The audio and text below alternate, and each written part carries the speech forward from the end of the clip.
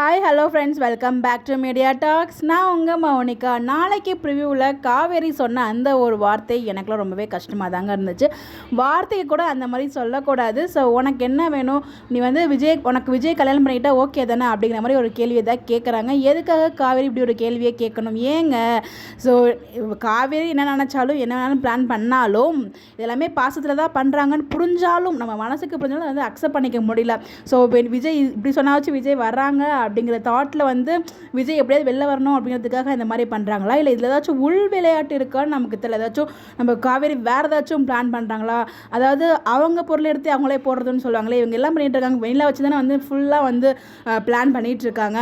So வெண்ணிலாவே நம்ம வேறு மாதிரி மாற்றிட்டோன்னா அப்படிங்கிற மாதிரி அந்த வெண்ணிலா வச்சே விஜய் வெளியே வைக்கிறதுக்காக காவேரி எதுவும் பிளான் பண்ணுறாங்களோ அப்படிங்கிற மாதிரி எனக்கு தோணுது. பட் இருந்தாலும் அந்த ஒரு டயலாக அவாய்ட் பண்ணியிருக்கலாமோ அப்படிங்கிற மாதிரி நான் ஃபீல் பண்ணேன். பிகாஸ் எல்லாருக்குமே ஒரு வருத்தமாக தான் இருந்துச்சு. காவேரி தலை கீழே நின்னாலும், அதாவது தலை கீழே நின்று தண்ணி குடித்தாலும் நம்ம விஜய் வந்து பார்த்தீங்கன்னா வெண்ணிலாவை மேரேஜ் பண்ணுறதுக்கு அக்செப்டே பண்ண மாட்டாங்க. சும்மாவே அக்செப்ட் பண்ண மாட்டாங்க. இப்போ ப்ரெக்னெண்ட்டாக இருக்கும்போது வாய்ப்பில்லை ராஜா, வாய்ப்பில்லை. பட் எனக்கு தெரிஞ்சு காவேரி எதையோ பிளான் பண்ணுறாங்க.